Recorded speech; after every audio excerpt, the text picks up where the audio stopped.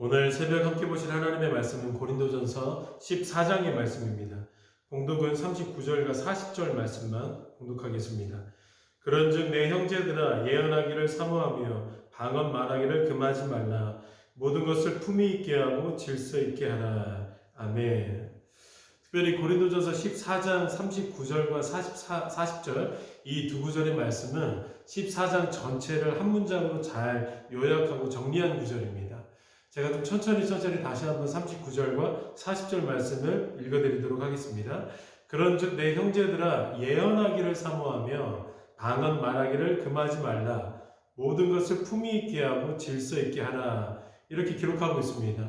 여러분, 사도 바울이 14장에서 가장 강조하고 있는 단어가 예언이라는 단어입니다. 그리고 이 예언이라는 단어를 계속해서 방언이라는 단어와 비교해 가면서 예언이 왜 교회 안에서 가장 중요한가를 설명하고 있는 본문이 오늘 읽어내려간 고린도전서 14장의 말씀입니다. 사도 바울이 참 세밀한 것은 예언을 너무 강조한 나머지 방언에 대하여 잘못된 편견을 갖게 되면서 시소처럼 한쪽으로 이렇게 쏠리게 될까봐 사도 바울은 14장을 끝내면서 방언 말하기를 절대로 금해서는 안 된다라고 분명하게 은사생활의 균형을 잡아놓는 모습을 우리가 보게 됩니다. 결론 부분을 제가 미리 정리해서 보면 이런 겁니다.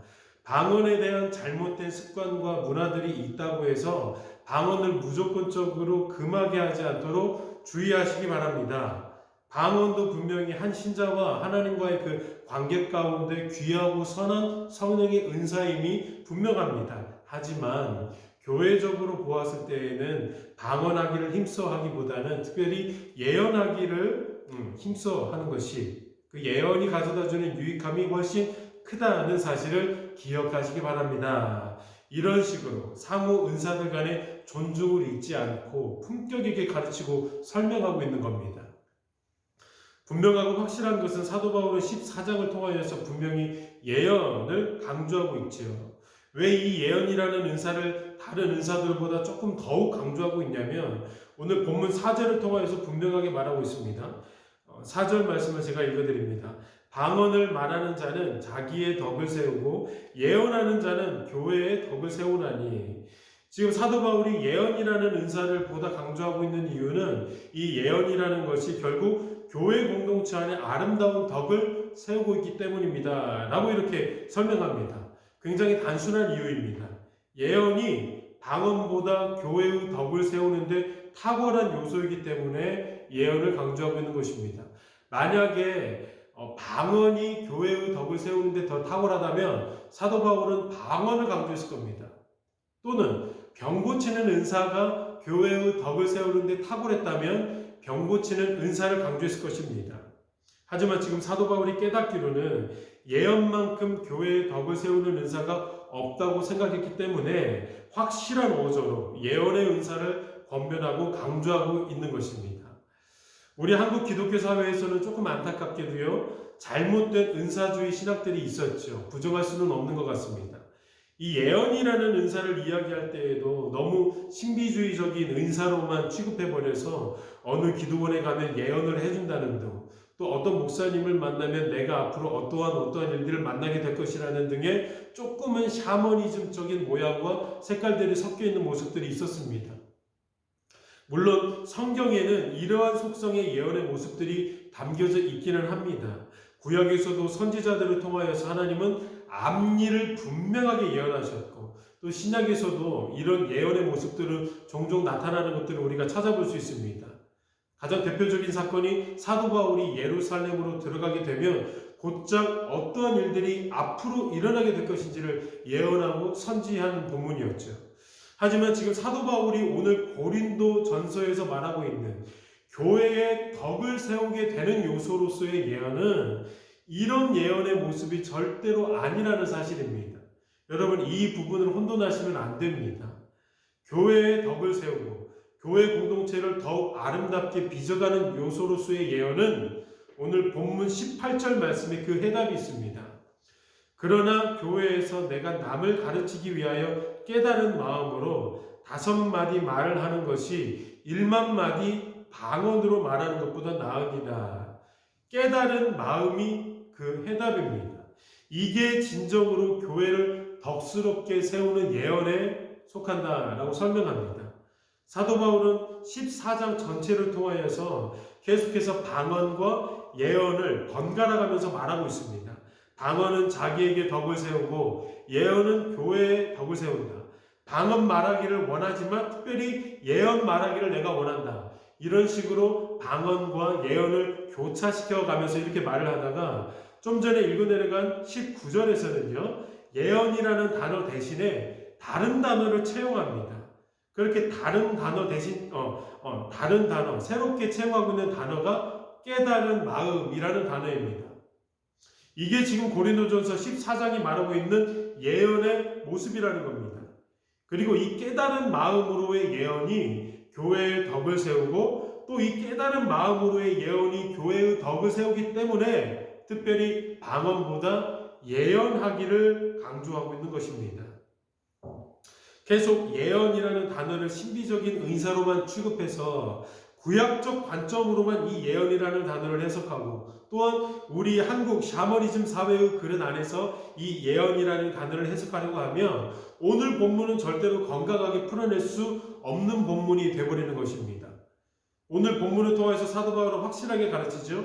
교회 안에서 깨달은 마음으로 5마디 말을 하는 것이 1만 마디 방언으로 말하는 것보다 더 낫고 더 유익하다라고 말합니다. 여러분 아시는 것처럼 예언은 한자 그대로 미리 예자에 말씀 언자를 사용합니다. 이렇게 한자의 뜻처럼 예언은 분명히 앞으로 일어날 일에 대해서 말하는 것을 예언이라고 말할 수 있을 것입니다. 근데 이게 어떻게 이 예언이라는 이 단어가 어떻게 깨달은 마음과 같겠냐며 반문할 수도 있는데요. 성경은 온통 예언의 성격들로 가득 차 있습니다. 그래서 성경을 통해서 전해주신 그 하나님의 가르침과 말씀들을 깨닫는다는 것이 곧 예언을 얻게 되는 것과 동일한 의미가 되는 것입니다.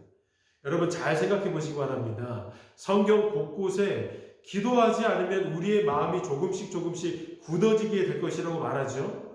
분명히 앞으로 일어나게 될 일에 대해서 성경이 말하고 있는 겁니다. 그래서 이게 예언과 같습니다. 뿐만 아니라 신명기를 보시면 우리의 생활들이 풍부하고 배부르게 될 때에 우리가 교만하여 우리가 하나님을 잊게 될 것이다 라고 이렇게 말하고 있는 본문도 있습니다. 그래서 언제나 풍부하고 배부르게 될 때에 우리가 하나님을 잊어서는 안 된다.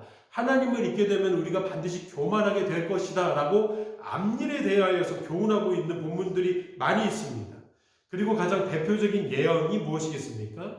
가장 대표적으로 앞날을 선지적인 능력으로 바라볼 수 있는 가장 대표적인 예언 무엇이겠습니까? 예수를 믿으면 천국을 누리게 될 것이고 예수를 믿지 않으면 지옥에 갈 것입니다. 이것도 앞으로 일어나게 될 분명한 일들을 말하고 있지요.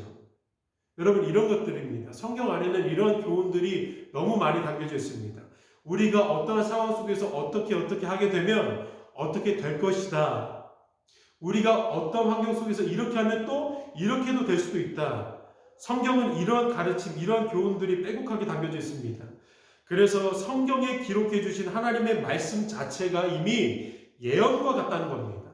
그리고 사도 바울은 그렇게 계시되어진 하나님의 말씀을 깨닫게 됨으로 말하게 되는 그 예언의 말들이 결국 교회 공동체 안에서 덕이 되고 교회를 아름답게 세워나간다라고 말하고 있는 중에 있는 것이죠.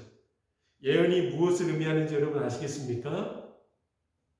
오늘 본문 3절을 보시면 그러나 예언하는 자는 사람에게 말하여 덕을 세우며 권면하며 위로하는 것이요 라고 이렇게 예언의 성질을 기록하고 있습니다. 여러분 예언에는요 덕을 세우는 성질이 있대요. 또 예언에는 권면할 수 있고 또 위로하는 성질들이 담아져 있다고 말합니다. 생각해 보시기 바랍니다. 하나님이 어떠한 분이신지 그리고 그 하나님 안에서 어떠한 인도하심들이 있는지를 성경 안에서 깨닫지 못한 사람이 어떻게 함께 성도된 사람들에게 권면할 수 있고 위로할 수 있겠습니까? 그래서 무엇보다 중요한 게 깨달아야 된다는 겁니다. 그래서 그 깨달음이 성도들 안에서 위로로 번져야 되고 그 사람을 잘 세워주는 역할들로 사용되어져야 한다는 사실입니다. 사랑하는 성도 여러분, 하나님의 말씀 안에서 이 깨닫는 은사, 즉 예언하는 은사가 풍성해지기를 원합니다. 그래서 우리를 세우는 것이 아니라 내가 깨닫게 됨으로 말미암아 함께 공동체로 이루어진 성도들을 세우고 또 그 깨닫게 되어진 그 예언들이 교회뿐만 아니라 가정을 세우고 내가 속해 있는 공동체들을 세워나가는 그런 놀라운 축복이 있게 되기를 예수님의 이름으로 축원드립니다. 함께 기도하시겠습니다. 하나님, 오늘 새벽에도 우리에게 풍성한 말씀 허락해 주셔서 감사합니다.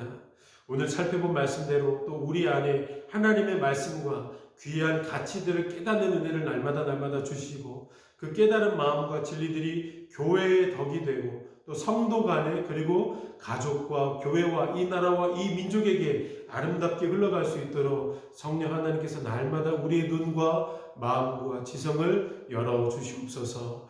예수님의 이름으로 기도드립니다. 아멘. 이 시간에는 다 함께 공동의 기도의 제목과 각자의 기도의 제목을 가지고 기도하는 시간 갖겠습니다.